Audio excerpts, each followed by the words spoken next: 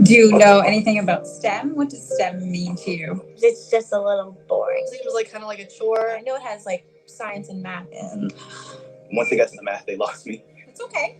Let me tell you a little bit about it. It means science, technology, engineering, and math. Does that mean anything to you? I mean, I've heard of it. No, not for me. Math. It just sometimes makes my brain mess up. Oh, that's okay. What are you into?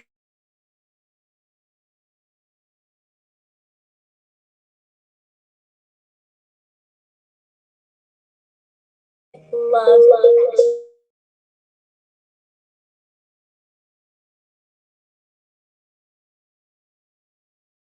Art.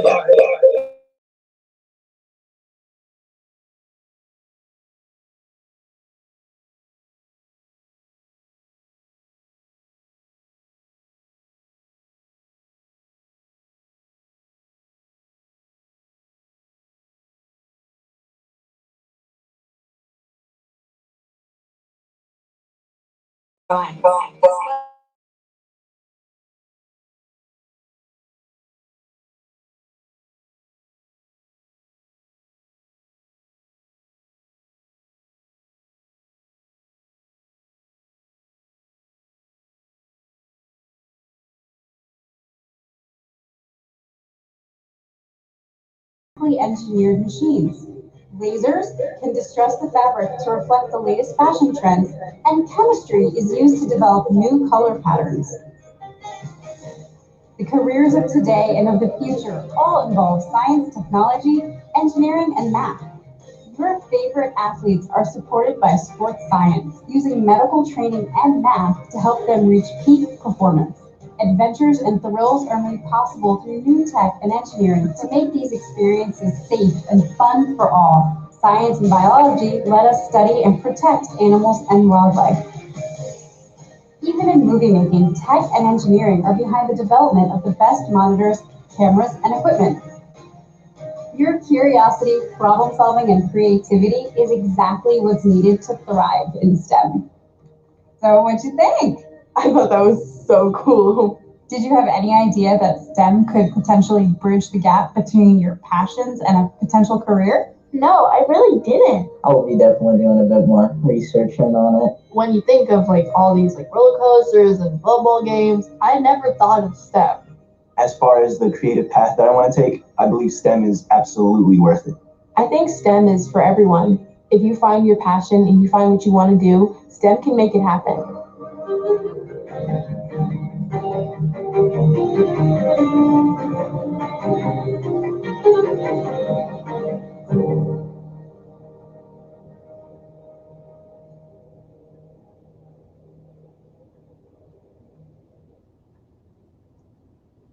So what do you think?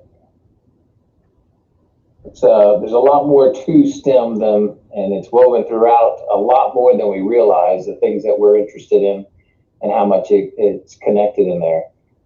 Just a little insight, the Super Droid robots, that's a local company here in Fuquay. If you notice the clip, that robot was created for National Geographic to embed with a den of lions so that they could track and monitor and record them. The architect firm that you saw is Perkins and Will out of Durham, and I think there are in other cities. But the main architect, he was the lead on the African American Museum in Washington, D.C., and the Freedom Park that is being constructed in Raleigh. So you can see how much things that you come in contact with and that you will experience, somewhere in there, STEM is being applied and being used to make it possible. So that's about any questions, or Kate, is that protocol or not? We do have a question and answer period coming up, Okay. Yes. But I wouldn't stop anybody. That was an awesome video, Mike. Thank you. It was exciting. I mean, again, and I've been in, our company is over 25 years old now, and I can't get over how much technology just continues, and science and technology continue to shape our industry. And so if you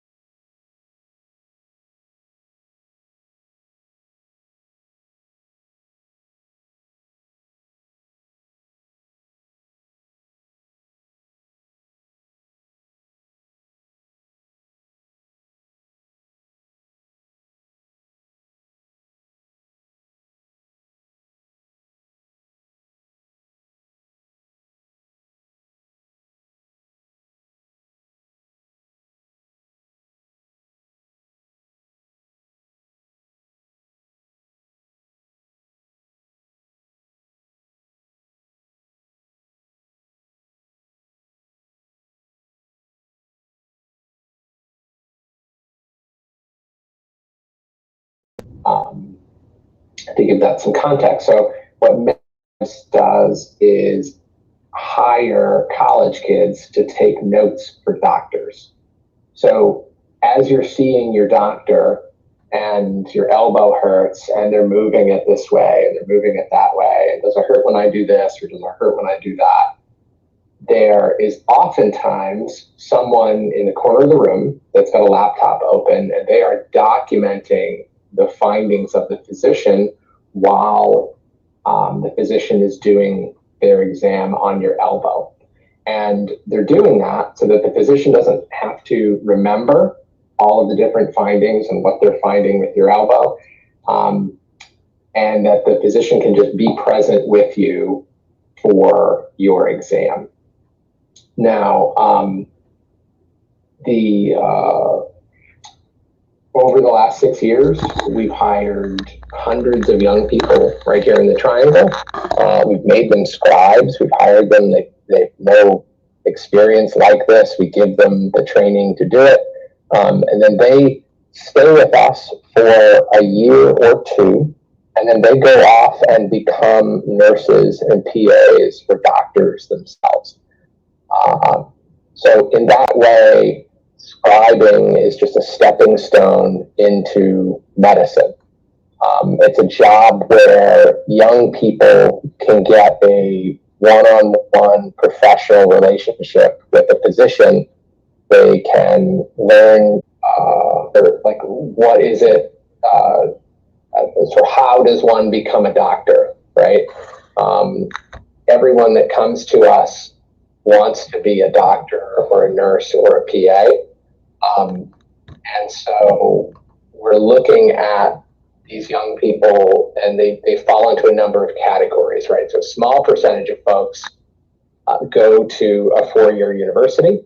They get a science degree. So biology, chemistry, physics, they are part of every club.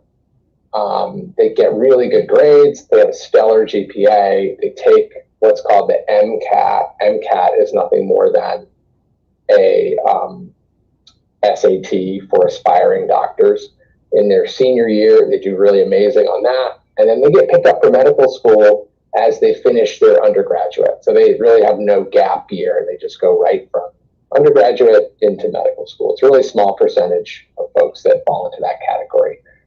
For the vast majority of young people that they finish their 4-year degree, they have a science degree, they were in all the clubs, they got good grades, they may have had a misstep or two with their GPA, all of us do, and they may have held off on taking the MCAT until they were finished with their undergraduate. It's very common. It takes time and effort to dedicate to doing well on that test. And so now they have what we call a gap year.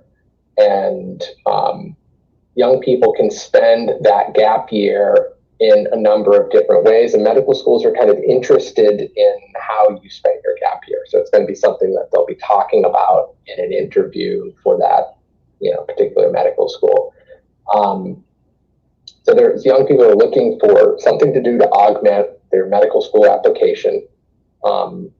It's oftentimes a part-time experience, so they can study for the MCAT, and they're able to make some money and make rent, right, while they're doing all that. Now there's a couple of different options for that part-time healthcare experience. We've all heard of them, right? So it's you can go be an EMT, so emergency medical technician. You can ride an ambulance, be a first responder, get hands-on with patient care in emergency situations. And that's a great experience. It's a paid experience.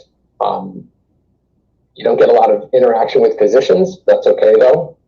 It's a very common type of experience that someone would have going into medical school. You can also be a medical assistant or a certified medical assistant, an MA or a CMA. An MA will assist the nurse in the patient setting. They'll get blankets for the patient. They will make sure that the patient can call home, things like that. So you're doing like non-medical, not very hands-on, but you're right there in the healthcare environment. So that's a position that's out there to gain experience. You can do it part-time. You can go be a hospital volunteer. They usually wear polos like I'm wearing in the hospital. Now they don't do any patient contact, but they are helping the nurses, helping the doctors, and helping guide the patients, finding what floor to go to for X procedure, things like that. And then the other type of part-time healthcare experience is being a scribe, like I've just described to you. The advantage of being a scribe is that you're one-on-one with the physician, you're right there in person, or you do it virtually. And you get to watch the diagnosis. You get to watch that doctor do the diagnosis 12 to 20 times a day. So they're doing their Sherlock Holmes bit where they're listening to everything that's happening with a patient, and they are making that diagnosis.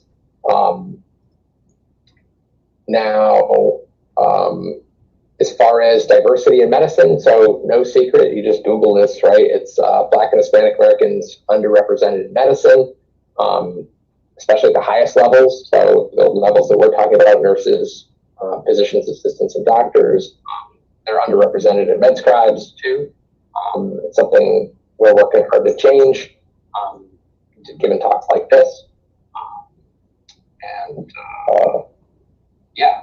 The last bit is, what makes a great scribe, what makes for a great medical scribe. So you're in your third or your fourth year at university, you're planning on taking a gap year, you're studying science. The most important thing about being a great scribe is that you want to be a nurse, a physician's assistant, or a physician. You aspire to go do the type of medicine that you're documenting every day. You want to be in the driver's seat for that patient experience, or you want to be a supporter. If you're a nurse or a PA, you want to be a supporter of that patient experience. You have a driver's license, pass a background check. You may have taken some college level terminology, medical terminology, type 60 words a minute. You have a flexible schedule. And then we also look for helpful, curious people that work well under pressure. So you're going to be helpful because you're ultimately help a physician document their day.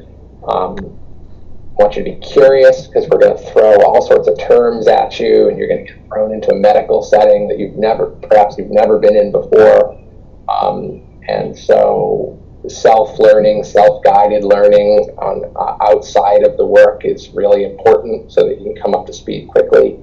Then you got to work well under pressure. So it might not look like it when you're seeing your physician that there's any pressure there, but the physician is doing something very specialized, and we as supporters of that, we don't want to slow them up.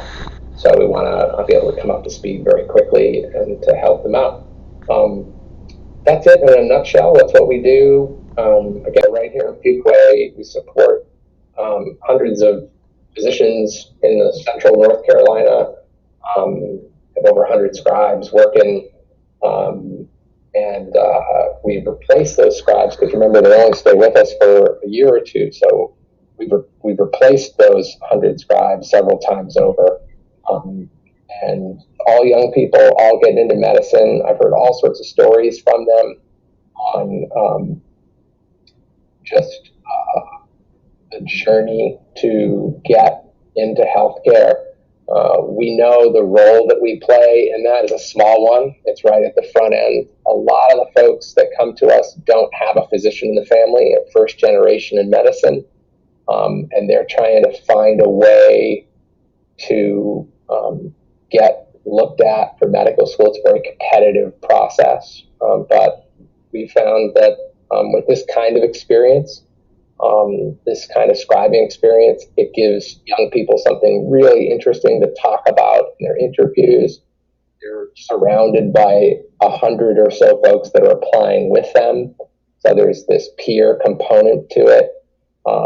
And then while I'm not a physician, my partner, and I have two partners in this company, one of them is a physician, and he writes about 30 letters of recommendation a year for medical school. So most of the physicians we work with are furiously writing letters of recommendation that just your typical young person going through the medical pipeline isn't going to have an opportunity to get. So we enjoy our role, and we kind of take STEM from an interesting angle, but happy to answer any questions now or when we get to that section of the program.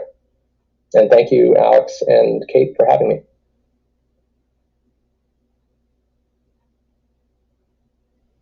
Thank you, Scott, for jumping on and presenting more information about your company. I had a quick question. Why Fuquay? Oh, because it's where I am. I like it here. Well, we're virtual too, right? So we don't have a central location. Because all of our people work in hospitals and in clinics. My partner's up in Durham. He does a lot of this work from home too. So, yeah.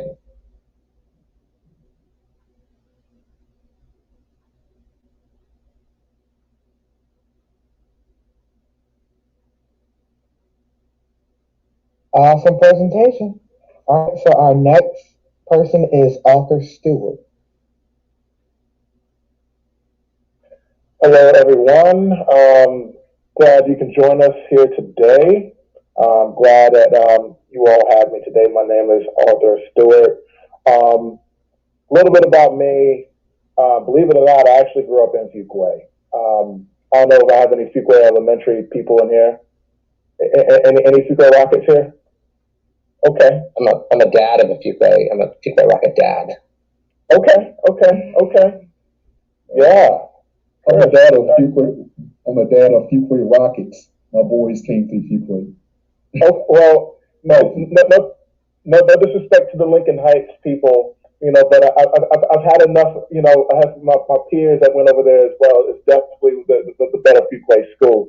But shout out to Lincoln Heights though. So anyway, yeah, I graduated from Fuquay High School, and actually, I learned a lot about, in regards to where I am right now and what I learned from what I didn't have in high school. I was lucky. I had a career counselor in school that saw something in me and introduced me to different things and introduced me to a few scholarships and opportunities and programs I was able to participate in high school. I took a marketing class, which was like not really as much of a thing when I was in school, even though, I consider myself to be a young OG, but OG all the same. Yeah, but during that time, there was no like entrepreneurship, STEM, code, anything like that. Like it was not a thing. Facebook wasn't even around at this time, which might say, I know. Might be aging myself a little bit there. So it was one of those things where by the time it really kind of began to blow up, I was living in a time where, you know, in regards to just kind of following the rules and just, you know, going to college 4 years, go to law school, do whatever, just find like your one track and just do it, not taking any risk.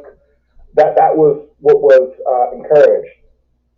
And for some reason at that time, like that never really sat well with me. You know, I've always considered myself to be more of a creative. I wanted to create more things, think bigger. If someone told me that something had to be one way, I would ask them why. Why does it have to be that way? It doesn't, you know, you say it does, but I'm seeing over here that it doesn't necessarily have to be. And that kind of was like the start of like not just my career, but really like in college. You know, so one thing that I did that I won't encourage any of you all to do, I don't know if you all are familiar with the Jay-Z line, you know, hope that, so hopefully you won't have to go through that. Hopefully my story can kind of help serve you all in that regard. So I'm a child of African immigrants, where going to college and if you're not a doctor, a lawyer, or accountant of some type, then you're doing it wrong. And, you know, they told me that if I didn't get a college degree, I was going to work at McDonald's. And that changed for me one day when I met this entrepreneur when I was in college, changed my life forever. So when I look back at it, it almost seems like a pathetic type of experience. But he told me he was an entrepreneur. I think he had dropped out of like high school. Again, not encouraging that at all. You know what I mean? Manifest is not about dropping out of school, for sure. This is a STEM program. But he was essentially just saying, like, you know, just think bigger and being able to think about the problems that you want to solve in the world. Like what would you like the world to look like? And you can be the person to build that thing. And I was like, oh, okay. So from that point on, started reading about a bunch of entrepreneurs, hearing about their stories and how things kind of came about. Long and the short, I did what I called stopping out of school. I didn't drop out. I stopped out. I got a job where I felt like I was making the big bucks, making $30,000 a year. Yeah, that's big time for a 19-year-old. You know, I went from taking dates to O'Charlie's to taking them to the Red Lobster. So, but still, not necessarily the pathway. But that whole journey, oh, you gotta love the cheddar biscuit for sure, 100%. I mean, Beyonce talked about it, you know. But anyway, long and the short, I realized one day that if I had just stopped, I never went back to school, I stayed in the job that I was staying in, that in 5 years, I was going to find myself in a really tough spot. So that was the thing that really got me to go back to school. Well, not just go back to school, but be more intentional about why I'm going back to school. So I was studying public relations and entrepreneurship, because the way I looked at it was, if you understand how business works, and you understand how to tell a story, how to market it, how to promote it, I mean, that's like 2/3 of the whole process of running a business right there. And I was really blessed to, you know, and I use that also as a platform because I always saw myself as wanting to be an entrepreneur, wanting to be in business. And I just met as many entrepreneurs as possible, asked them all the questions I could, but more importantly, I listened to a lot of the insights that they had to offer. And those experiences are really valuable. So yeah, that experience, I've been blessed with a lot of opportunities. I've worked with a lot of startups in the tech space. And, you know, one thing that I will say, that you guys are coming up in probably one of the most unique times in history. Like, there is so much information that you can freely access from just pulling out this thing right here. You know, like you got just the content that's on TikTok and the different stuff on YouTube. You know, just following different cool people that are doing cool things on Instagram.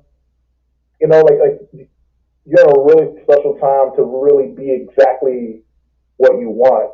But one thing that I would definitely say to you all is, and this is a lesson that I had to learn for myself, is to find your own path. Your parents are going to try to tell you what path to go on. Your teacher's going to try to tell you the path to go on. There's other people going to try to tell you the path to go on. And they all mean very well for you. But you have to find out, like, what is it that you were born to do? What is it that you're passionate about? What are the challenges that you want to be a part of? And go do that thing. And if you're not there, and if you don't know exactly what that is perfectly okay. I went through times, a lot of times, even as an adult still, probably as an older adult, probably forever from what I understand. I talked to some 65-year-old people that they don't know what they want to be when they grow up. I think that's kind of one of like the biggest lies that society is trying to tell us at certain points in our lives is when you're 18 years old, you need to know what you're going to do for the rest of your life. Life is a forever evolving process, but one thing that I will say is just a couple pieces of advice. Number one, really practicing writing skills and communication skills overall, because being able to communicate effectively with people with words is going to put you in a unique space. And believe it or not, I work with these people. There's a lot of people who struggle with that. So if you could show a person that you can say 3 complete sentences in a row and be able to say, communicate an idea simply, you're going to go really, really far in life. Number 2, I would say learning some type of hard skill. You know, whether it be coding or design or just even understanding like how UX and UI work together. Because essentially what UX, user experience, UI, user interface, this is exactly like how people interact with different apps and websites. And if you're able to understand people, you'll go very far in life. And I'll add another piece to that is empathy. Being able to really understand people and being able to ask questions. One of the best pieces, like one of my mantras and what I live by is, if you want to know more things in life, and you want to be very educated and informed, it's only going to be as good as the questions that you ask.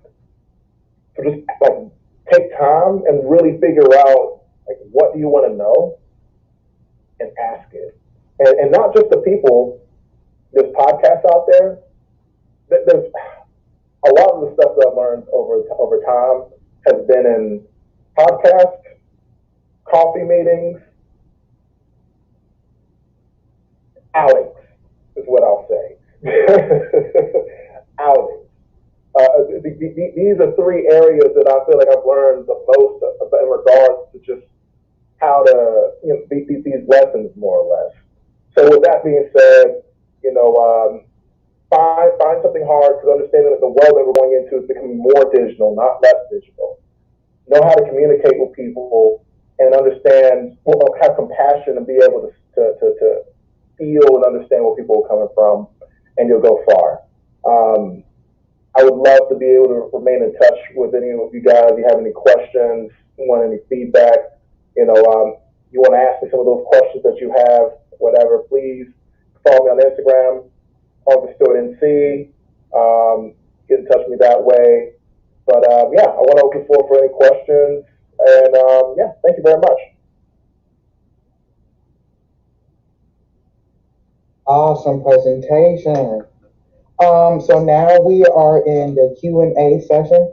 So if you have any questions, you can drop them in the chat or unmute, which either one is possible. Yeah. So I'll give you a second to get those out. Come on, you all, don't be afraid. Mike won't bite you. Scott won't bite you. And Arthur won't bite you. Now, I mean, hey, this is virtual, so hey. Some of you folks, that got questions, ask them, please. Go ahead. I'm sure that they're prepared to answer whatever question you have for them. Any question? I was going to say, and if they're going to be shy, I can ask questions because I'm here for that all day. We can do that all day, right, Kate? Right? I wanted actually to give Mike another chance. I know he had to jump off video, but I think he's joined us by phone. And I just wanted to hear a little bit about kind of what got him started. I know he shared that awesome video and really kind of helped connect, you know, that there are other STEM opportunities. But like, Mike, what got you interested in video in the first place? I mean, you were in the service, right, at one point, and kind of how did that transition happen? So, dating myself, I mean, I go all the way back when we got our first VHS camera, and I thought, wow, this is so cool, and I would video stuff, and then I love stories. I love stories, and I love music. And so video quickly became a way that I saw a form of, oh, I could do stuff at this. And actually went to go in the Air Force hoping to do video production, but the recruiter told me the Air Force didn't have anything like that.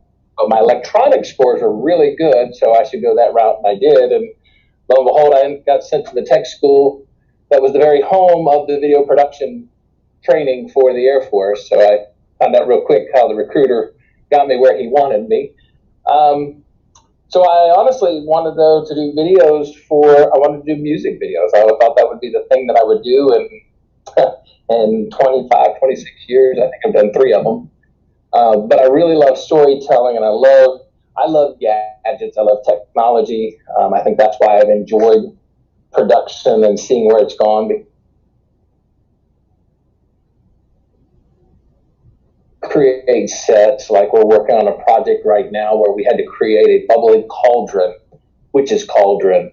And so anytime you just get to play with technology and, you know, gadgets and stuff like that to part of your set design and then the equipment, and then use that to do something you're passionate about and that you love doing.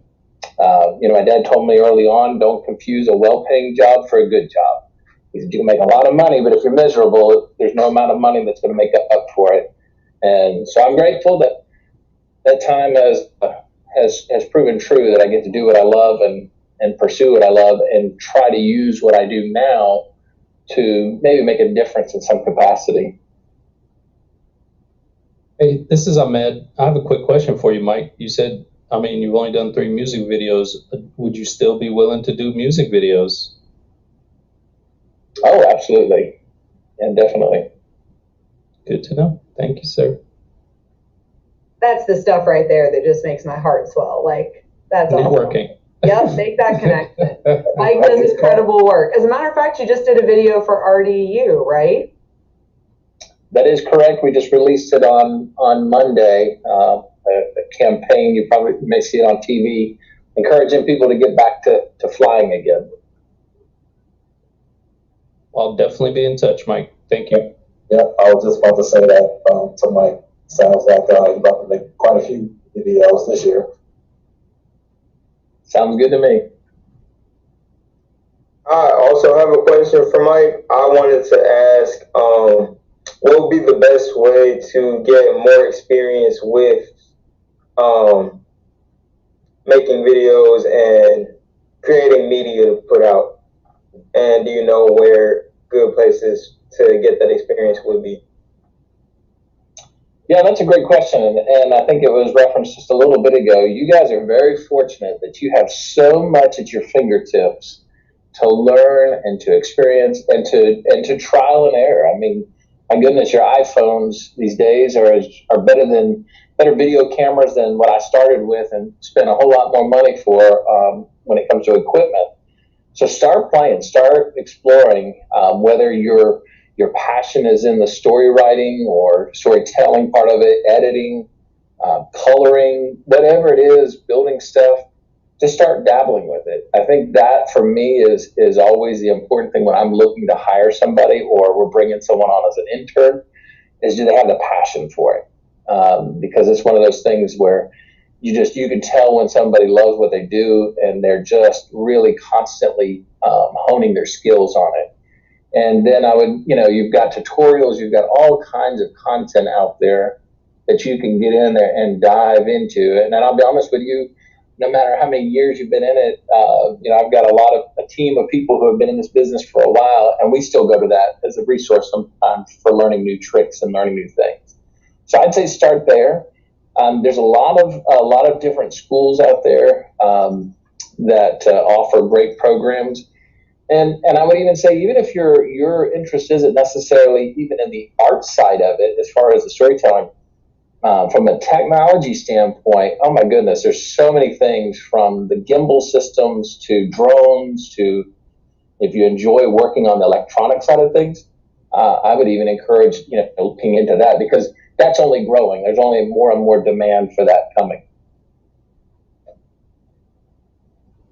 Do you see, Mike, that drones or like robotics are kind of the way of the future, if you will, for video? Are we still seeing, handheld cameras, or is it really going into that kind of autonomous mode? Yeah, that's a great question. I mean, there is definitely a big move. Like I said, I just purchased a robotic sliding and motorized head system so that we can create shots, special effects shots, that require the camera to move the same way, exactly the same way each time, so that in post you can make it look like something was there or wasn't there, and do a lot of visual effects. And that's just going to grow. I mean, there's so many things where that's going to continue to expand. Drones are that was a huge turning point in our industry. We did some work earlier for RDU, and we were the first company to ever fly a drone out of the airport. Because otherwise what it took was you had to get in a helicopter, you had to get an airplane, you had to get something like that, which was expensive. But now I can within 10 minutes, I can be up flying and capture footage as good as some of the things you used to have to do from a large aircraft. I'm definitely going to call you, Mike. I think Mario had a question. He had two questions. One would be, would it be beneficial to go to school to get training in these tech spaces, or would certifications work as well or better? And then number two is, what are some STEM career areas that involve music? Oh my goodness, that's right up your alley, Alex. So that question is for anyone that could answer it. I can jump in real quick. The answer is yes. And what I mean by that specifically is, you can go to school and get those traits, because what it's going to do is it's going to create the structure. If you're someone that it's kind of hard for you to kind of like go on a self-guided path to learning things, or like your attention span's like not there, whatever the case, school is great for that. But I know coders, people that are doing very well for themselves, that are self-taught. So it just really depends on what works best for you. You don't have to do any schooling, but also it could be beneficial. And also another benefit to going to college, I would say, or school, is the networking element to it. A lot of the programs that I've been a part of, in fact, I just finished a coding boot camp last month, and my network's expanded a ton from that. And to be honest, I don't know if I'll be able to code the way that I'm able to code now if it wasn't for the program. I could have learned some things, but there's something about having an instructor there where you can ask them very specific questions around certain concepts that you're working around. But in regards to the music piece, that's not as much my expertise. I don't know, maybe somebody else can get that one. Do you mind if I add to what Arthur said? Is that okay? And I do agree with what he stated, but I will say one thing just to be aware of. I've been working in the pharmaceutical industry for over 10 years now, and even with certifications, most corporate companies want to see a degree. So just be aware of that fact as well. That in any big corporation, even when you're talking about tech, I've worked with a lot of young coders, young people that want to get into gaming, and they're really good at it. They could probably, align with most of the people that work at those big gaming companies, but when they go and apply, they're unable to get a position, and that's usually because they don't have that degree under their belt. So while the experience and the skills are definitely important, I think still having some sort of degree will put you on the top of the list when you're applying, especially to corporate America. If I may add real quick, I was going to echo that because, for myself, it was a lot of OJT and self-taught. I didn't go to school for it. It was something I just, kept doing and working with different people. Going back to an earlier question, find internships. That's a huge deal, just to get experience. But I will say it definitely gives you an advantage if you have an opportunity to train, to learn, understand principles. But then there's a lot of benefit to, collaborative student film projects where you have to work together, and that's where some of the best magic happens, is when there's collaboration and you learn. So, for our industry, it's not necessarily an end all be all, but it does definitely help give you an advantage to walk in with a good foundation, a good understanding of all the various aspects of it. And there's one more thing I wanted to add. This is like a very general thing that it took me finishing school to really understand, and just talk to anyone who's finished college and struggled to find a job afterwards. They'll confirm what I'm about to tell you. The idea of a degree alone getting you where you want to get to is a false idea. I think the people that succeed are the people who are clear, or at least put themselves out there to succeed, and they have a degree. That's the way to go.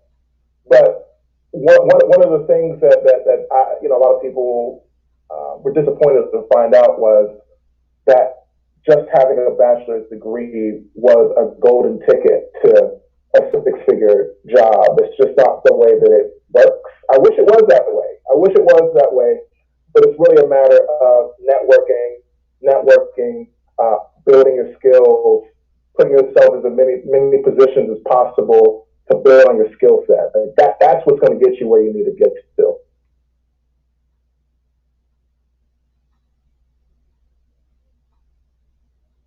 I think that was all excellent points, gentlemen. Thank you.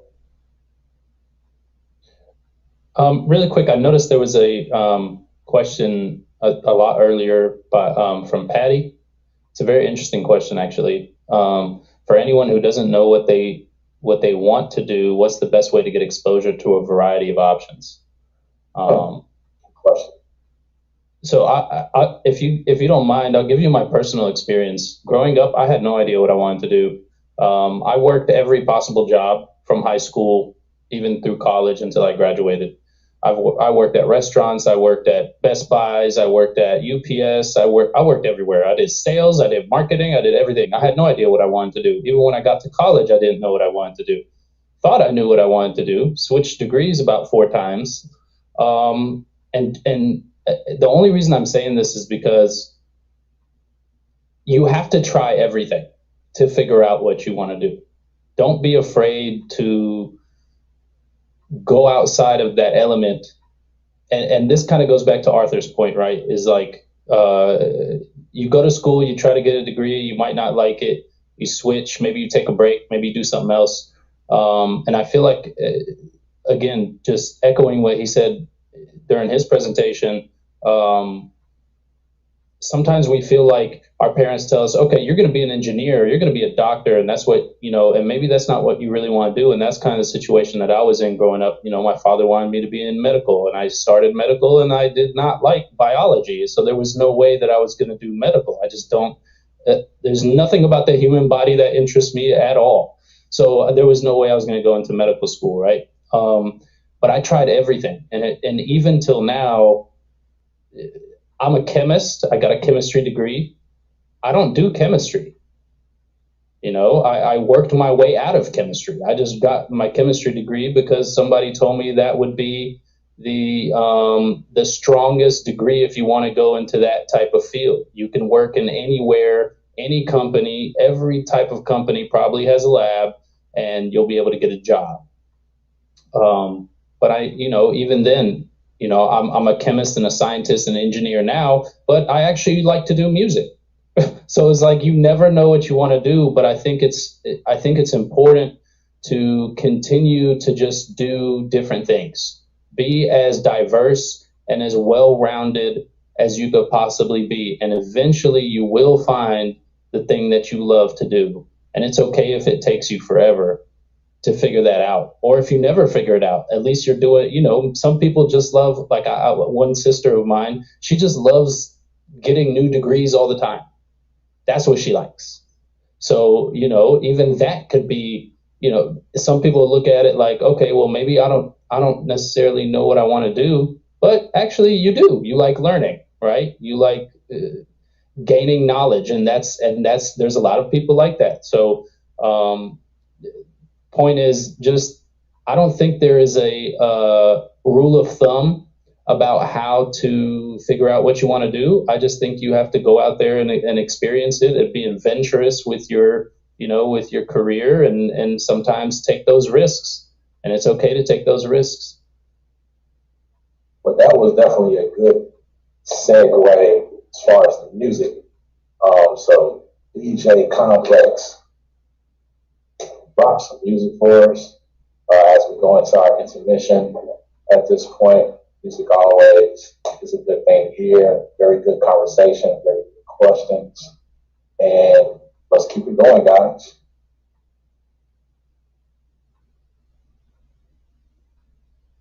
We'll take a 10-minute and we'll come back at 6:10.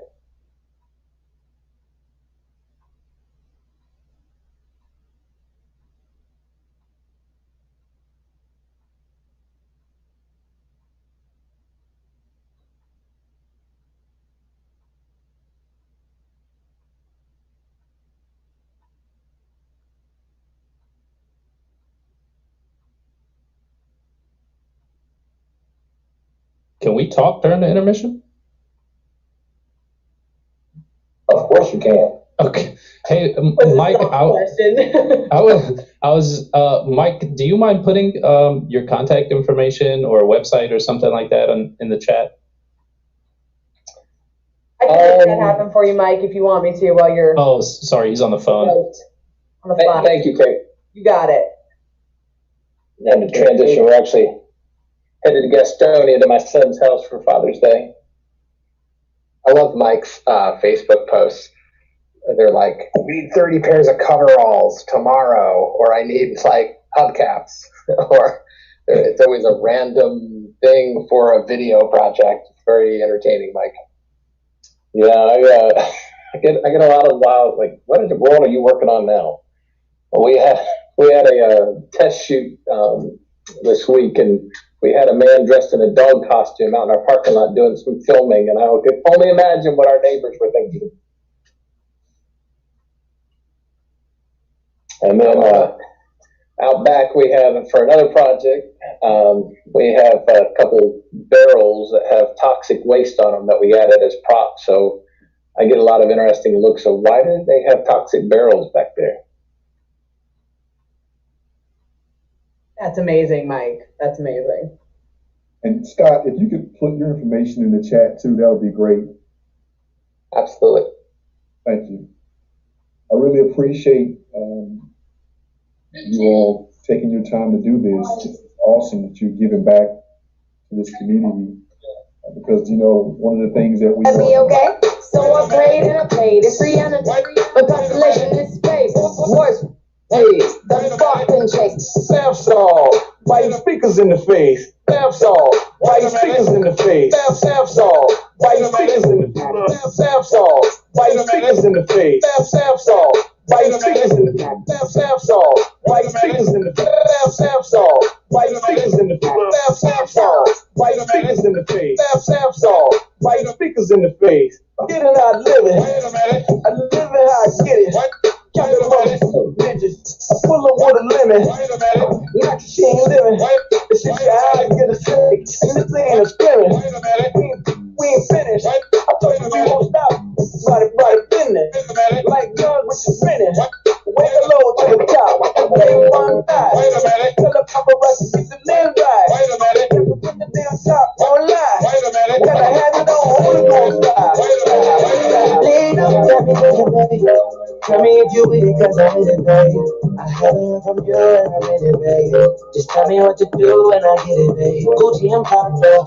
Take a trip in the middle of the night. I don't let you see as I put it down right when I'm ready. I can put you on a flight. You know that I need you to change your life for me. Everything you do is amazing. Ain't nobody else, you're crazy. I got what you need, you're ready. You tell me I wanna rock, I wanna rock, I wanna rock, I wanna rock, I wanna rock, I wanna rock. Run the finger, let the rock bass drop. If you feel better, you got hit me there. If you feel better, you got hit me there. If you feel better, you got hit me there. If you feel better, you got hit me there. I don't want friends, I just want M's. I don't follow trends, I just follow Tims. Every other week, I'ma make an M. I told her if you make it hard, turn it to a 10. I'm the type to jump the top, while she give me tops to the white boy in the club who can't really rock. Still the same, and I made a million for pop. Come to the land that I hate, I'm a juggernaut. I don't fuck with Zans, I grew up on pop. I get love in Houston, the way I rap a lot. I don't need bacon, I don't fuck with cops. If I kill the best alive, then it's suicide. May 24th, I'm a Gemini. Not a one-hit wonder, this is why I'm hot. No limit, all I got is me, myself, and now. When I said it's her and I, that was a lie. I wanna rock, I wanna rock. I wanna rock, I wanna rock. I wanna rock, I wanna rock. Run the finger, let the rock bass drop. If you feel better, you got hit me there. If you feel better, you got hit me there. If you feel better, you got hit me there. If you feel better, you got hit me there. Godfather with a gun full of sneaks. Car Porsche trying to give away a ring. Bricks ball trying to turn them in the base. Big boy, I mean, trying by the praise. Courtroom selling like I'm in the opera. When they got it, now these wanna knock us. Falling cause they need a couple dollars. But it ain't no problem cause a nigga really got it. Fat boy, rich, but with an appetite. Count money all night under the candlelight. Spinning vinyl, Teddy P, is it Lionel? Not a model, but I know I be idle. Big bang sparking without a lighter. I don't bother cause I'm just a different writer. Practicing social distance with all this shit. Guess he jealous cause I had his favorite with his big bucks. Stepping out of big trucks. Stepping on my feet to get you up. Got the squad with me and all they did was give me love. Foot locker 20 deep and spin a dub. G-Wagon for my black girl, go give it up. Jeff bro, this for these I'ma hit them up. Machiavelli, it's all eyes on me. Pinky rings is still M.O.B. They always want something from me. It's way different every time it's me and you. You love me when I was lonely, now I got money, baby, let me freeze you. I said, get your play right here, cause I miss you. Get up in your bag, got the back, what you swim to. Know you got it back when you're stuck in the house, and you keep on thinking how these other niggas did you. You don't even wanna call my line, turn the shirt, cause you said I wanna fuck all day. Seen around, all that I'm a Louis winner. Virtual, let's just finish my ball names. Singing, but I will get you rolled on. Don't think my niggas fell away, ain't hurt no one in so long. They wanna off me, but I got so much money. If I react, they say I'm so wrong.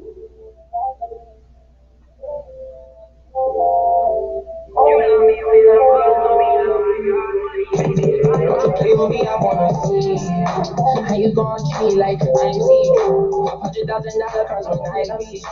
24 hours, baby, 12 times. 7 days a week, I wanna see. How you gon' see me like I'm CC? $100,000 cars with 9 keys. 24 hours, baby, 12 times. I've been telling you, this out of your thing. I know this is in every my mind was free. I'm glad you made intoxicated, intoxicated. Your love in the air, baby, you know. And rush you with that and with a time go. If you wanted to show me now, what's that next? You made me dreams, and I know that you feel me the way I feel. And it's cool that you got a motive, and I think I like it. I know all your insecurities. I hope that you're open. My body can notice that I want your energy. Girl, give me that. Girl, good love, no question. We got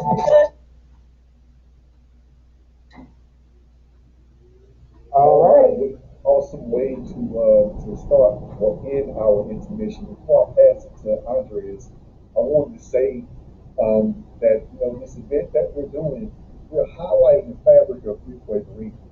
And so if anyone's watching, listening, viewing, as you can see, the people or the companies that are represented are right here in our backyard.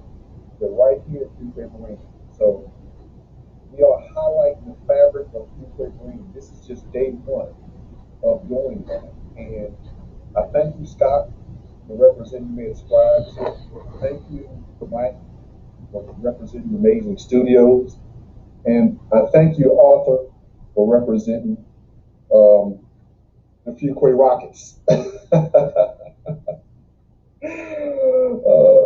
I'm just joking, but I thank you all for really taking your time out to be highlighted because you are to be celebrated because you are right here in Fuquay-Varina. I know there are a lot of talented individuals that live here, people that they go off and they go to college, and some of them come back.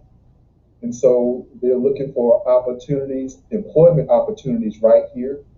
And I'm glad that you all are part of this so they can know who you are and what it is that you do and what you bring to the table here in our very own community of Fuquay-Varina.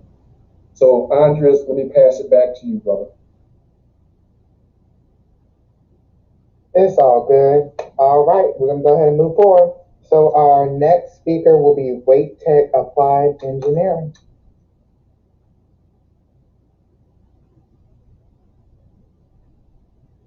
I always have to unmute. I forget that sometimes. But anyway, well, welcome. Yeah, I am Laura Eddington. I'm the Dean of Applied Engineering and Technologies at Wake Tech. And so, interesting, I'm listening to this first hour and thinking back over my lengthy career.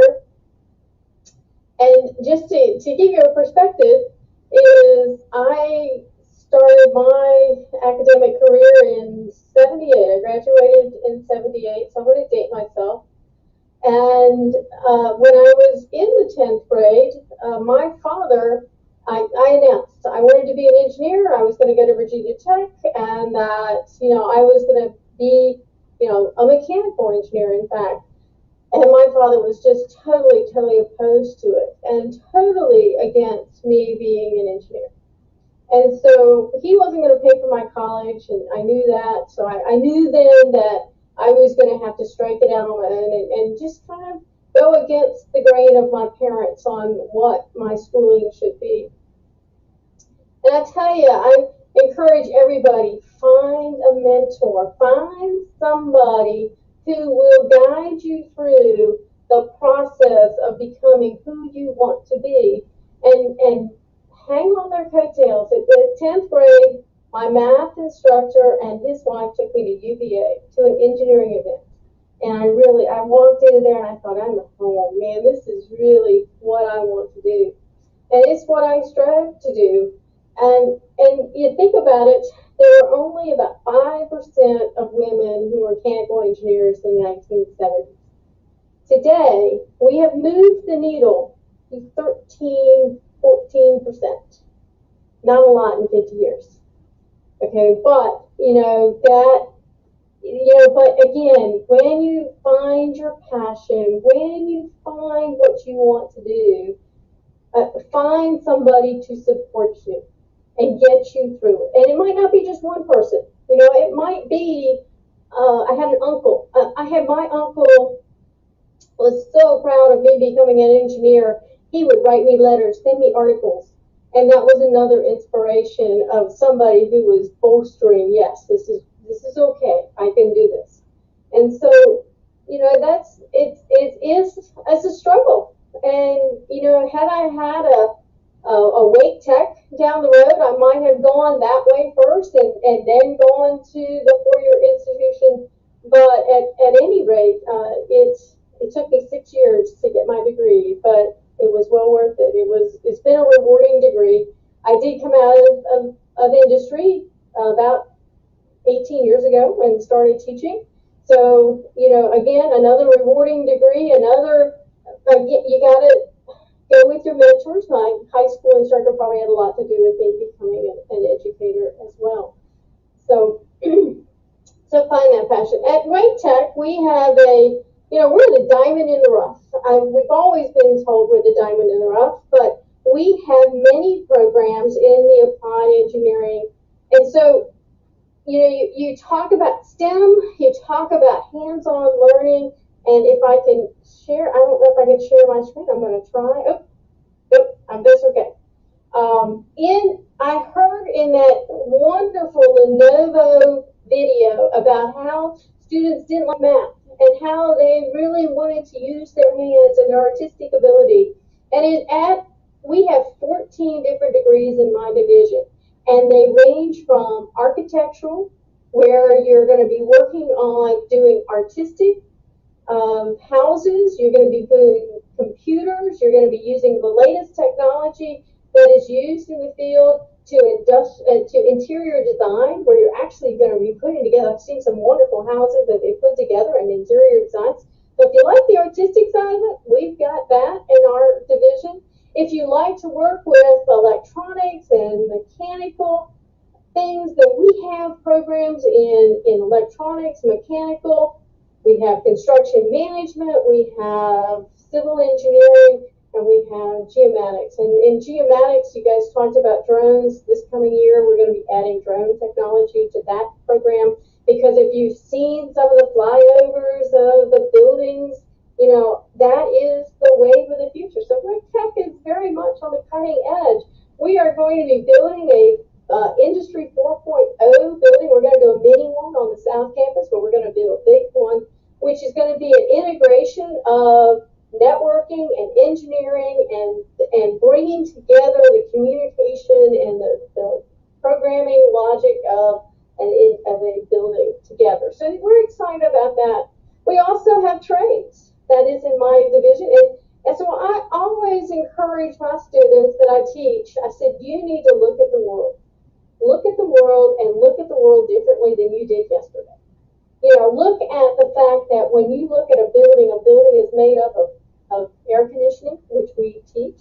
It is made up of plumbing. It is made up of electrical systems, the wiring, all of that in a building. And also, if you like welding, we have welding too. My son is in the welding program and enjoying it. Again, very hands-on, very much integrated into, you really can become either your own entrepreneur in that, or you can apprentice in it, you can work for somebody. I mean, we've got a wealth of that. Then we also have biotech degrees. We have the biopharmaceutical degree, which is actually an industrial pharmaceutical. It's actually making the drugs. So you think about Glaxo and Novo Nordisk and Novartis and all those who are actually making drugs for people, something very important. It's interesting in that field. I heard this many times. We have a number of students in that field that actually graduated in a BS or a BA degree and realized they don't have any skills to go out and find their career. So they've come back to be retooled at Wake Tech and have found a very rewarding career. And then we have a new degree this year, starting in the fall, biotechnology, which is going to be more in the laboratory of the biotech field. And so when students come to me and they start talking about things, I don't ever like to talk about Wake Tech can get you a job. Wake Tech doesn't get you jobs. Jobs are the things that get you the pay that you need to live off of, okay? What I'm talking about is a career to actually build on your talents and what you can do and what you can inspire out of your own two hands, out of your own mind. We have programs that, we're not talking about calculus, we're not talking about engineering programs like NC State, although wonderful programs to go into. We're talking about programs that will get you some rewarding careers. Superdroids is one of my most favorite companies in Fuquay. We have many of our mechanical engineering students that actually work at Superdroids. So, you know, what we do at Wake Tech is connect you with your career that you want to go with. You know, so you start out in mechanical engineering, you say, well, this isn't quite right for me. Well, you can easily switch to another program at Wake Tech and be able to explore that avenue. So, you know, we ask students to, you know, look at the world differently. You know, what is it in this world that you want to do? And don't ever be afraid of doing it. Find somebody that will support you and bolster you. Because if anybody's been through education and been through schooling, you have those moments where you doubt, okay? That's where your mentors will come in place, and that's where they will fortify you on the decision that you're making and work you through it. If you are not happy with what you're doing, they are also the ones that will help you find your passion and find what you want to do. So I am all about people, you know, fulfilling their life's goal, okay? You call it what you will, calling if you want, but, you know, music, whatever, find that passion. My stepdaughter actually is a wonderful artist. And she had to make a decision whether she wanted her artistic talents to be a career or whether she wanted to be a hobby, and then chose another career. So she chose another career because what she wanted to do was make sure that she could always have that outlet to have as when she gets home to do her artistic work. So anyway, that's my advice to people. Find people to help you through life, because that's what you need. You can't go it alone. Okay, it's not possible. And particularly with young people today, there's so much information coming at you that you have to find the filter. And you have to have people help you find that filter. So that's what I have to tell you.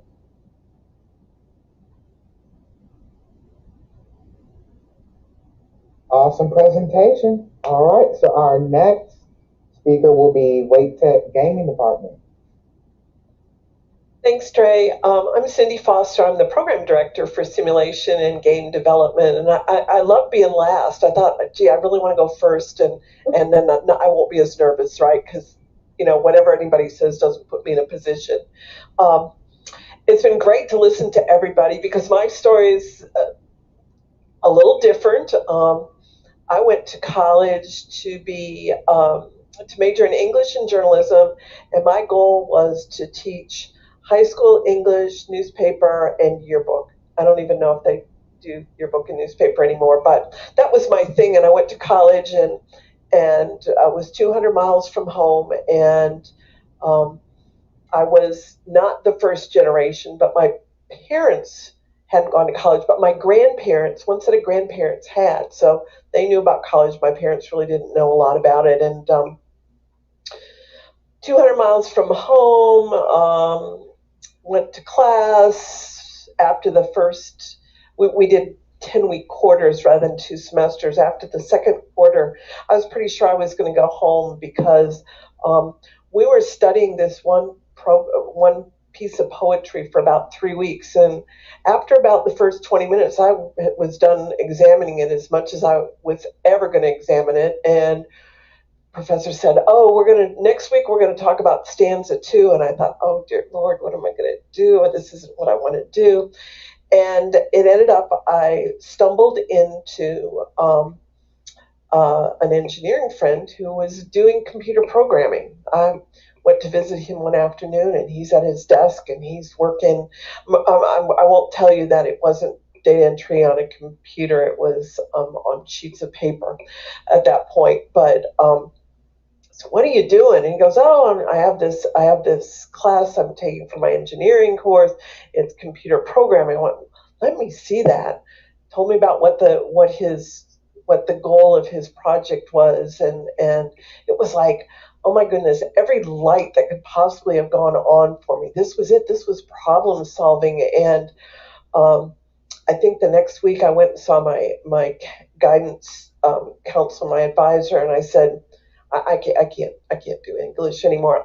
But I really think I like this computer programming thing. And like Laura, it was the 70s, and there weren't any females, and I was in a very, very large Midwestern university, and I was the only female in the computer science program. And I got a lot of, "Oh, she's only a girl, it's okay, she may go to work after she graduates, but she'll get married and have a baby, and after that happens, she will never work again, blah, blah, blah, blah, blah." Well, I commented in the chat that you may end up with a career that didn't exist when you went to college, and that was me. There weren't any video games when I went to college, certainly none at home. We played Pac-Man at bars on Friday night and with a whole handful of quarters, but a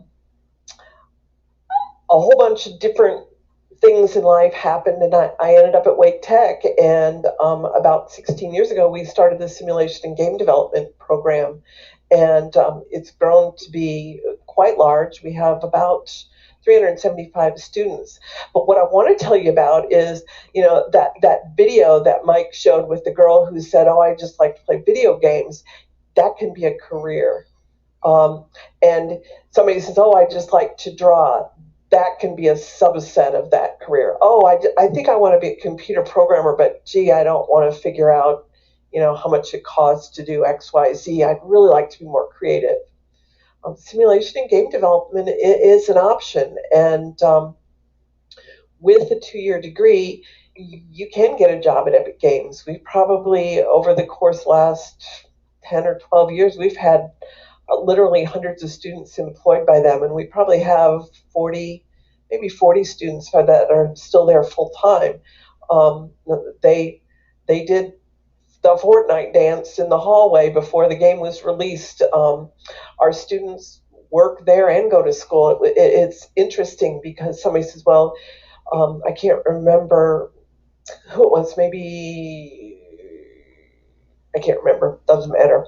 But it's interesting because you have an opportunity to work, and you can get work on your degree as well. And so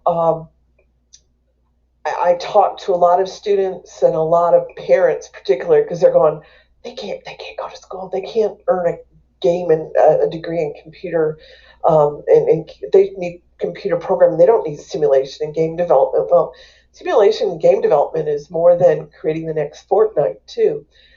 There's the serious side of it. Think about pilots. How do they get their training? In simulators. How do doctors learn today how to do a medical procedure? They don't work on cadavers like they used to.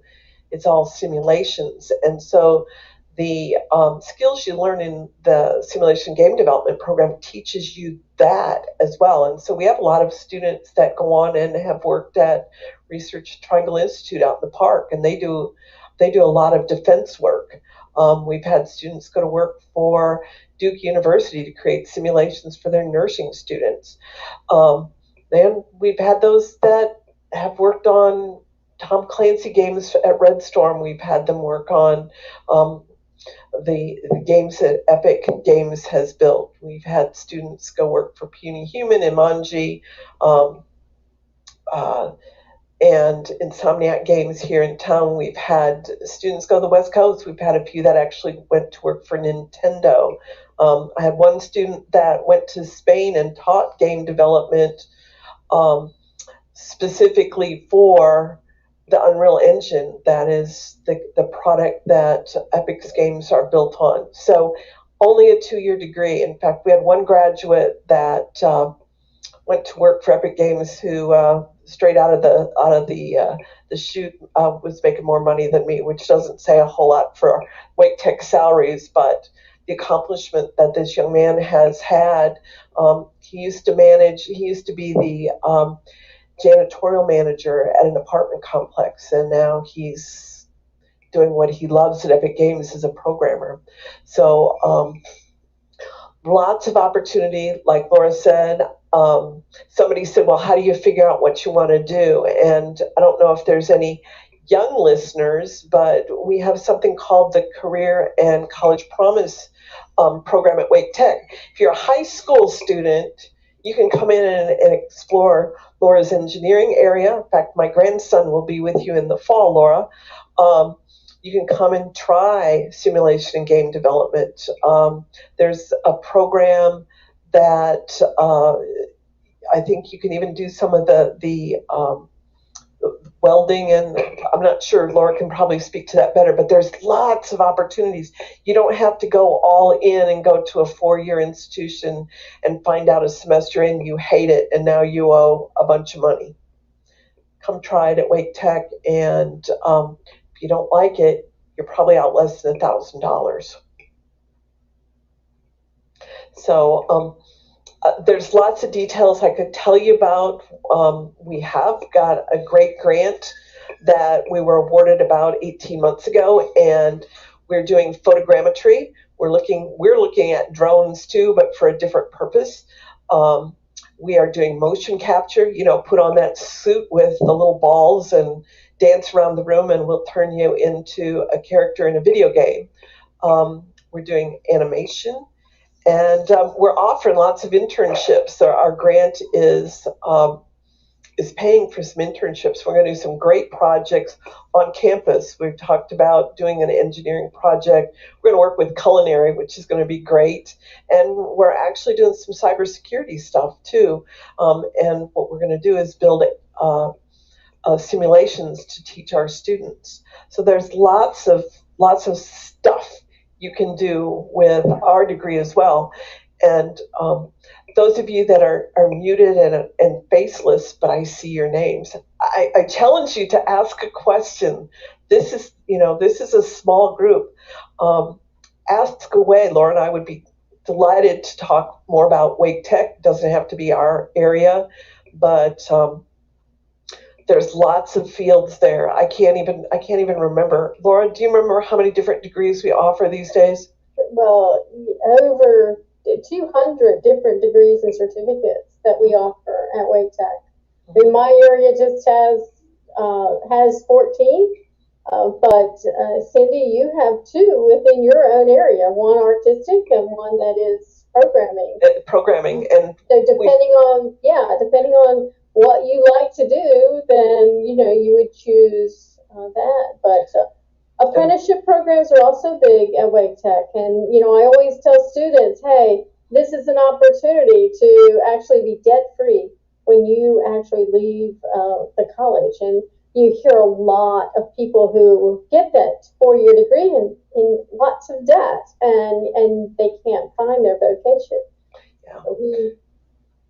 And under our division, Laura's in the division that's in the new building next to our old building.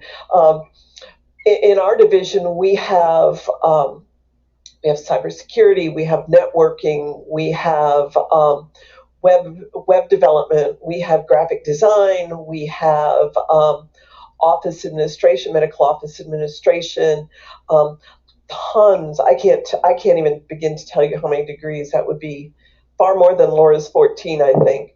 Mm-hmm. As an example, I had my son-in-law and daughter got married, and he had high school degree. He was working for a cleaning business. He worked at Office Max. He had done a lot of things. His child was born. He decided I need a degree. I need to show my child that education is important, and I can be something better than I am. And as a married father with lots of responsibilities, it took him 7 years to get his 2-year degree. He went very slowly, but he is now working for Hillrom, the manufacturer of medical beds for patients, and a nursing software, the software system that nurses use. And he's making well over 6 figures, and he has a 2-year degree from Wake Tech. My nephew, who was in the military, and when he got out, he didn't want to go back to the Midwest.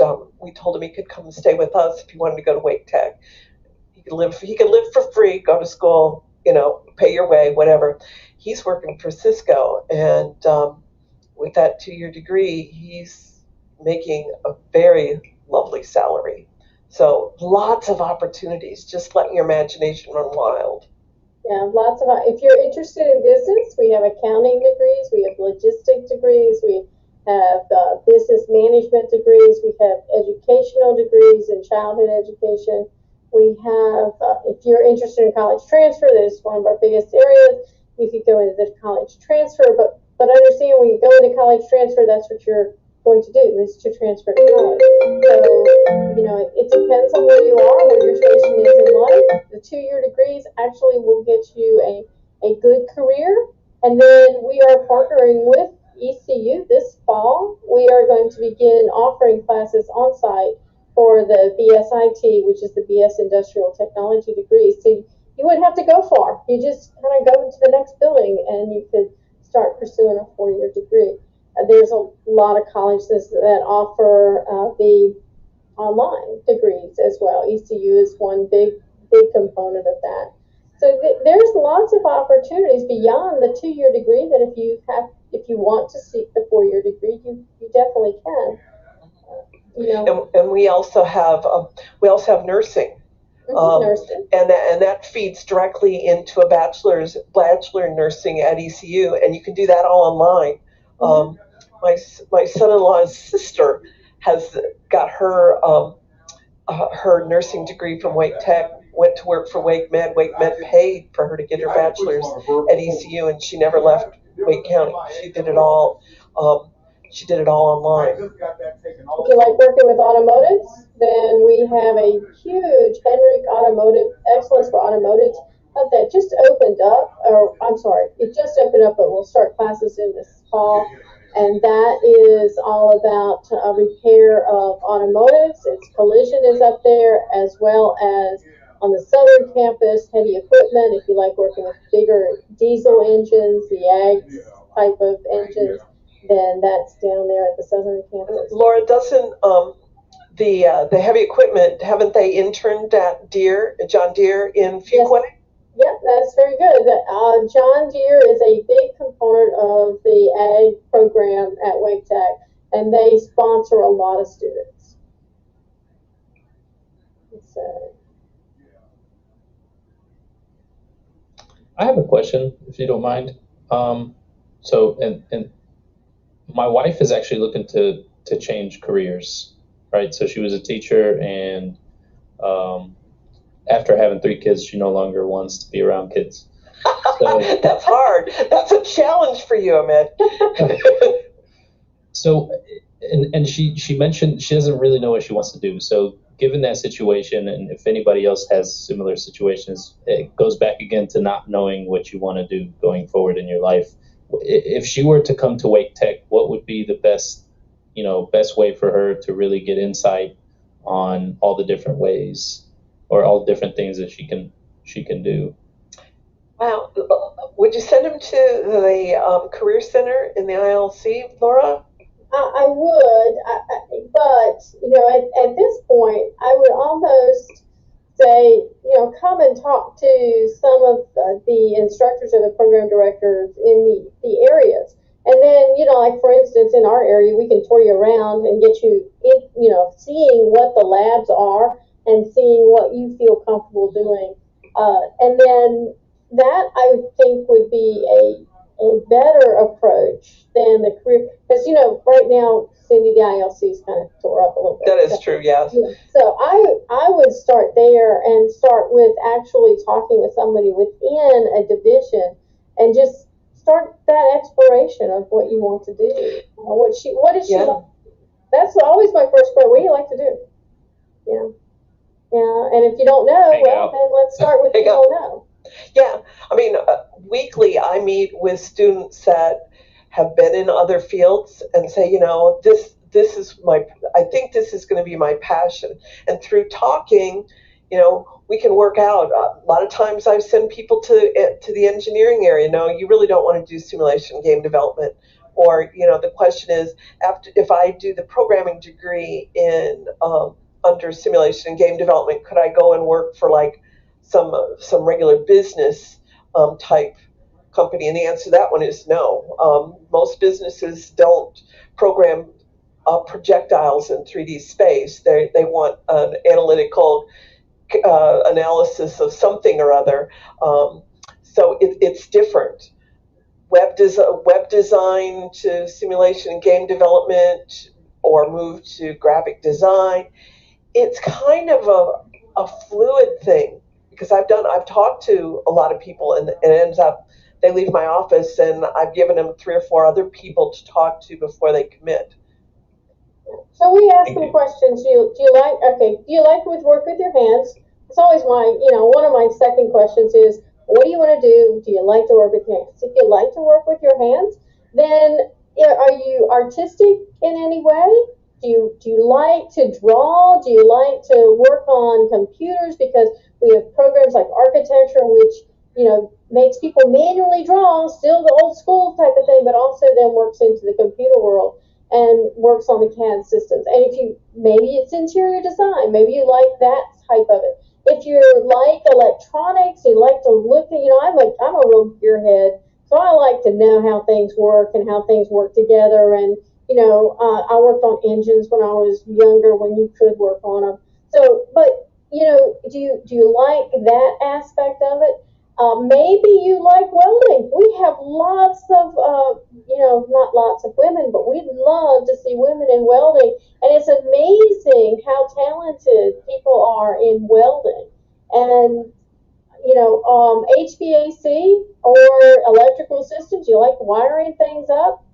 In mechanical engineering, you can go many different ways. You can be a CAD jockey or you can be a designer. And all companies are looking for that type of engineer. So, it's more of kind of, let's see, what is it, kind of the exploration of what is it. And again, have your wife look at the world. What in the world does she like to do? And what is it that builds a kind of a passion? And does she like working with numbers? Well, maybe she likes being an accountant. Maybe she'd like to go through the accounting program. Does she like bossing people around? Well, maybe management is where she needs to go, and we have business management degrees. There's many different aspects of it. If you like cooking, if you like to cook, maybe that's something you want to turn your passion into, is to cook. If you want to do EMS, we have a continuing ed program that's big in EMS. So that's, your ambulance, the people working on the first responders. We have fire, we have police, we have security. We have lots of avenues. It's amazing. Wake Tech is always interesting. We have, 28,000 undergraduates, if you will, in our 2-year programs. And when you think about that, and you think about the fact that we service nearly 80,000 people with our Con Ed, we touch a lot of people in Wake County, in one way or another. In fact, every day you guys go out into the world, you're probably engaging with somebody who went to Wake Tech. I challenge you to walk from your car to any business through a parking lot and not see the famous blue Wake Tech sticker on at least a half a dozen cars. Mm-hmm. I went to Wake Tech for a year. There you go. What'd you you do? What did you? I can't even remember. Did you earn any credits while you were there? I think I did. I hope I did. I went to Wade Tech for a calculus course before enrolling into the pharmacy program. And I tell you, I kid you not, I thought I was literally at a 4-degree university. I was not expecting to be as challenged as I was in that calculus course, but I saw how it prepares the students to be able to transfer to the NC States and do very well because of the teacher's knowledge and preparation of those students. Well, and you have to look at cost as well. My kids both went straight to NC State, both earned their degrees. But had they not known what they wanted to do, and both of my children did, they could have gone to Wake Tech first, earned that 2-year degree, especially if money is a challenge, because you can go for about $85 a credit hour versus $400 a credit hour. You can get a whole degree from Wake Tech for less than $10,000. 1 year at NC State is probably $15,000. Your financial aid money goes a whole lot further.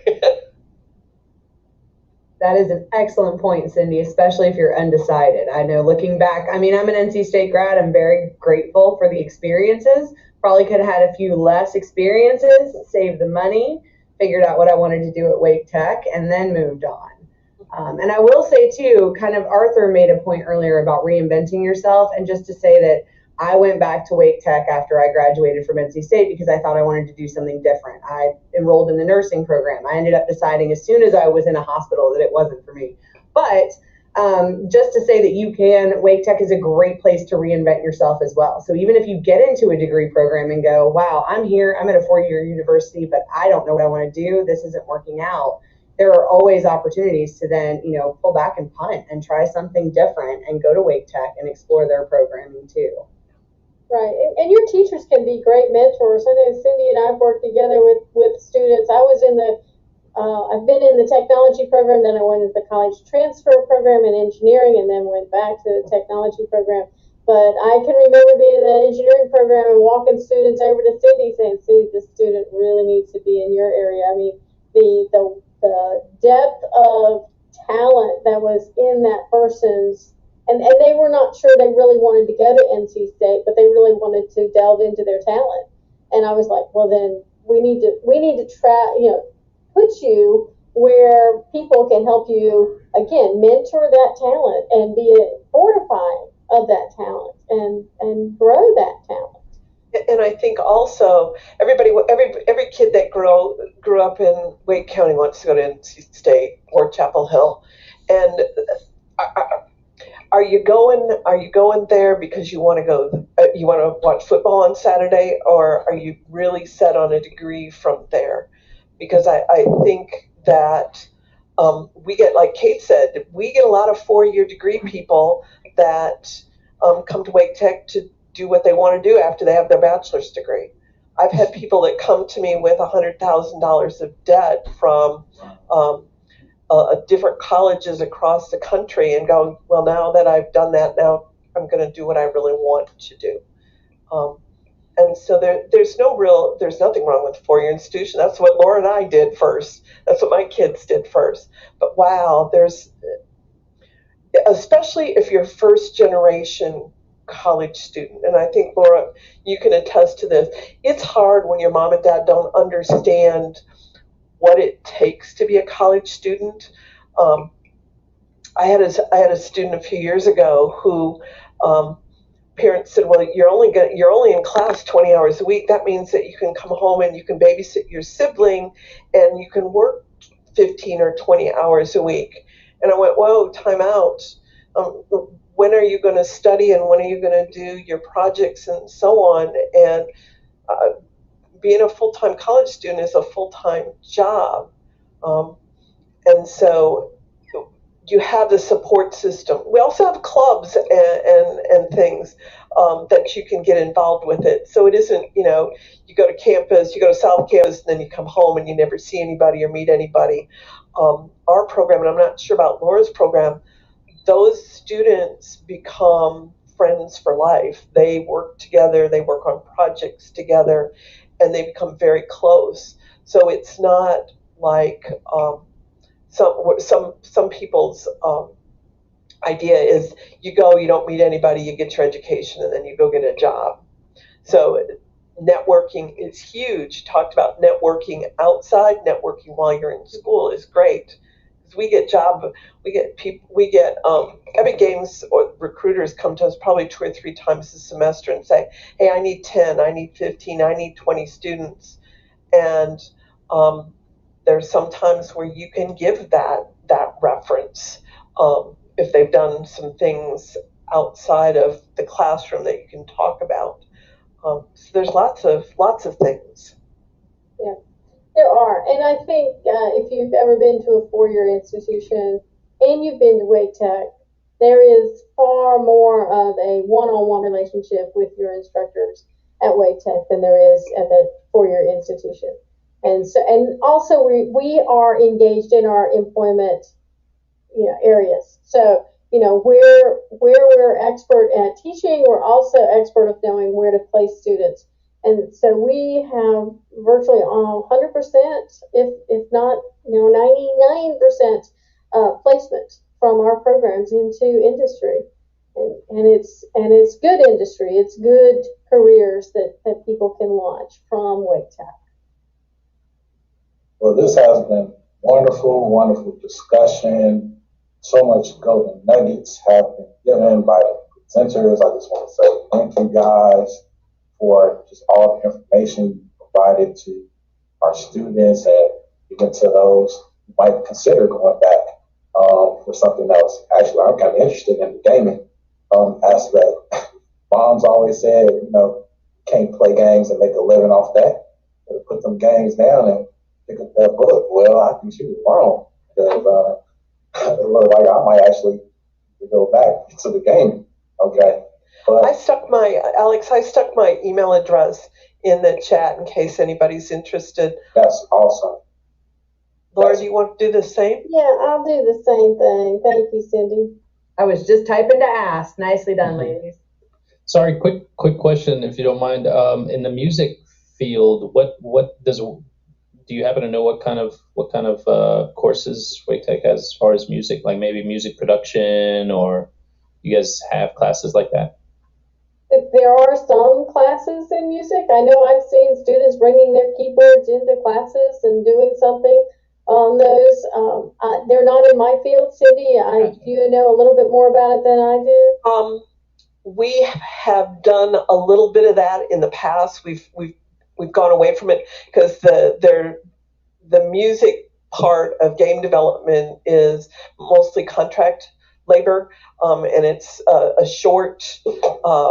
I'm not going to teach you music, but I believe the college transfer program has music courses embedded in it. I don't know what they are. I'm not musically inclined. I can hum, but that's about it. No worries. Thank you. Well, now we're going to go. This is a good intersection. It's going to be a little fun game that everybody can be involved in, regardless if you're a company or a student or just someone to just learning more information.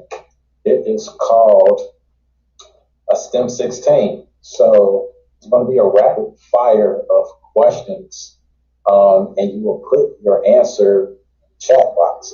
So to make it very easy, it's just true and false questions about history regarding Black scientists, Black doctors, and also some interesting questions about hip-hop artists related to academics to make it quite interesting. So give me one moment to pull and share my screen.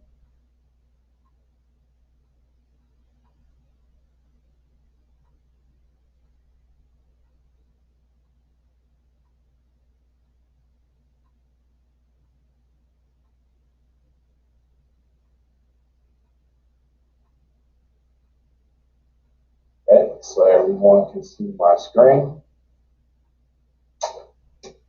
As I said, it's going to be rapid fire. You want to have probably less than 30 seconds to put your answer in the chat, and those now. That the DJ can give us some game music. Appreciate it.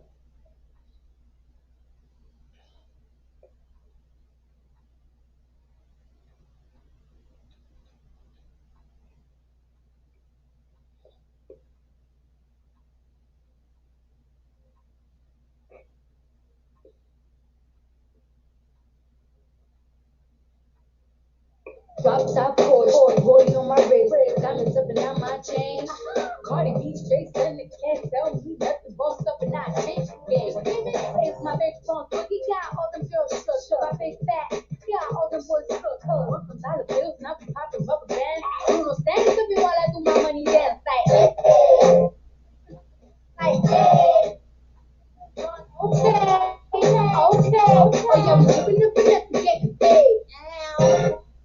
Oh, we look good together. There's a reason why they watch all night long. Oh, yeah, I know we'll turn heads forever. But tonight I'm gonna show you love. When I'm walking with you, change. Blame it on my confidence, or blame it on your measurements. Shut you down on sight. That's right. I get tripping with this. It don't make no sense. I get tripping with this. You know that you don't. It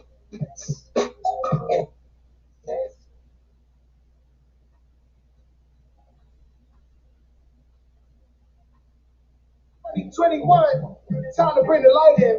We're gonna bring the light in, you know. DJ Khaled, I see you. Cooler Dre, I see you. Pristine Jewelers in the building.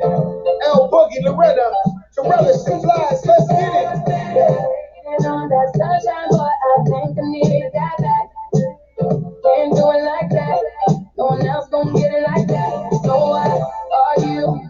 You, yeah. Would you take me back? Who cares when it feels like crack? You know that you always do right. She want that old thing back. Pretty young thing with that OG crack. Straight savage when I got my 50 on. Do the do say, but it's just a deli on. She got a man and he stuck in the feds. Said he gon' kill me cause she up in my bed. We wear chains in the sight that knocks. Only G7s when the flights apart. Stash pesos and Turks and Caicos. Dapper Dan on the first to break those. Now back to Caicos, throw your rollies in the sky, my guys will take those. Lower East Side, I'm up in NY. See me on the floor with Opie courtside. Baddies on deck, you know I'm loving them. Still in the meeting with Khaled. Another one. On that sunshine, boy, I think I need that back. Can't do it like that. No one else gonna get it like that. So what are you? You, yeah. Would you take me back? Who cares when it feels like crack? Well, you know that you always do it right. Crack man and I'm out of the game. Silk shirts and a couple of chains. I go deeper and deeper. Time to bring up, you know it's cheaper to keep up. Crack work in a two-seater. Put you in the lawn, you can keep your feet up. Take half, you can bring them the dawn. I told you.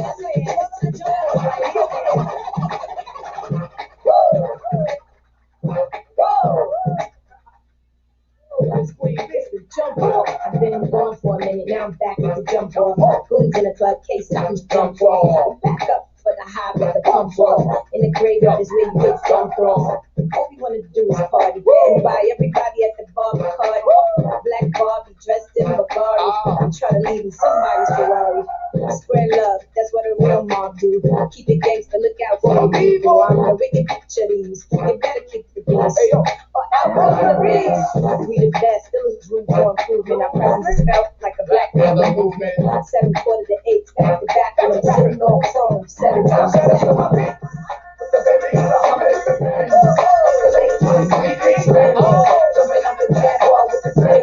Alright, pass it over to Pastor Holland.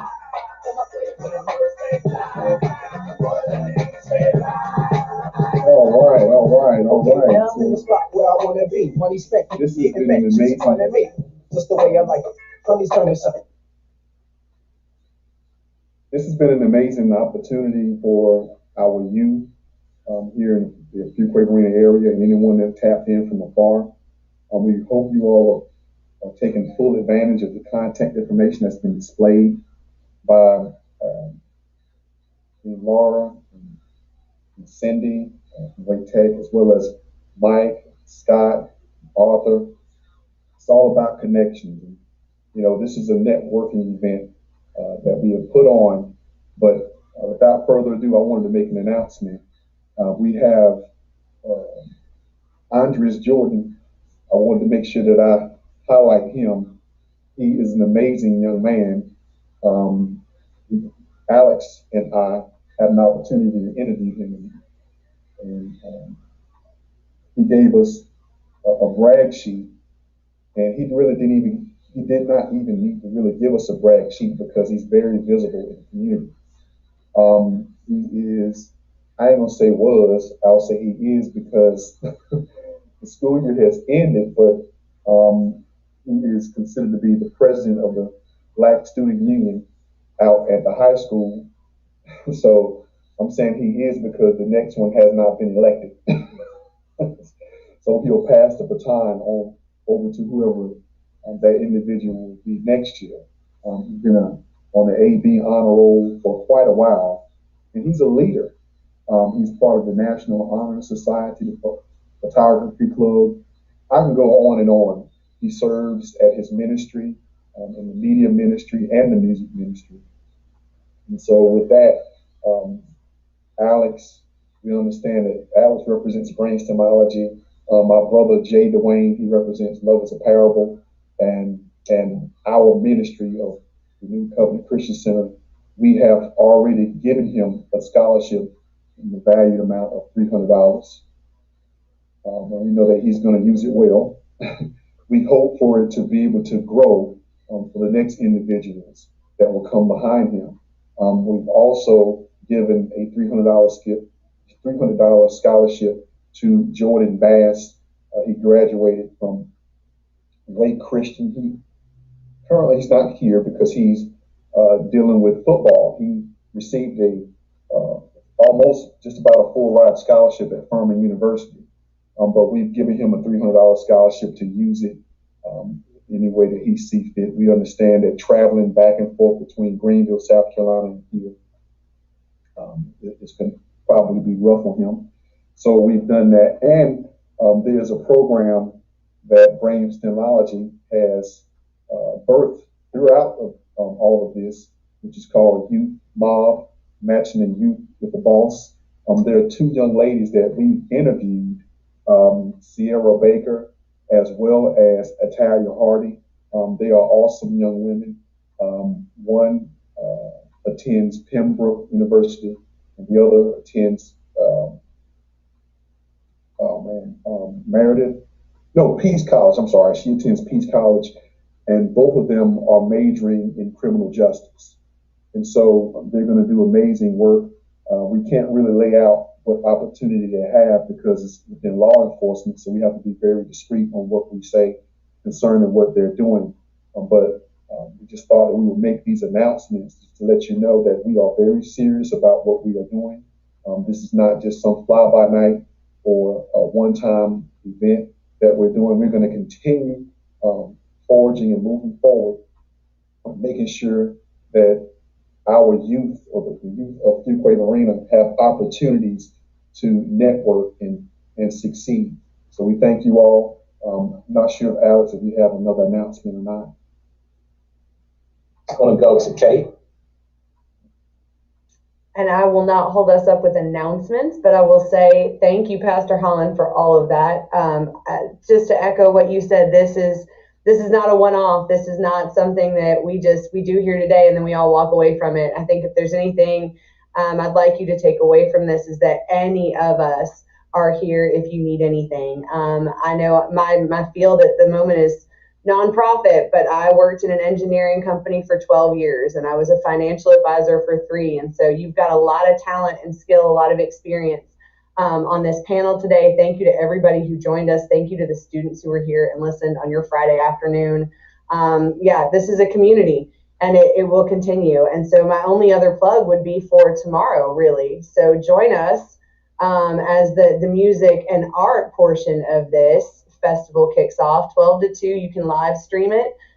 This team will be at the Art Center making something else pretty special happen tomorrow. So thank you to everybody for being here. We really appreciate you and your time. Y'all would be remiss if we didn't give DJ Complex some love for providing music for us all the way, I believe in Greensboro, all the way out for now. So supporting what we do here as we continue to grow. Please check him out. Please check out what he's doing with Digging in the Crates in Durham. He's also going to be a part of the Beats and Bars Festival. Are you going to be a part of the Beats and Bars Festival in Durham as well? Like I said, we have amazing people here in North Carolina. We want to continue to support one another, especially our minorities and our allies who are coming apart to help push the culture and support. And we want to continue to grow this. So I appreciate you guys for joining us. And yeah. Thank you guys. This is awesome. Thank you.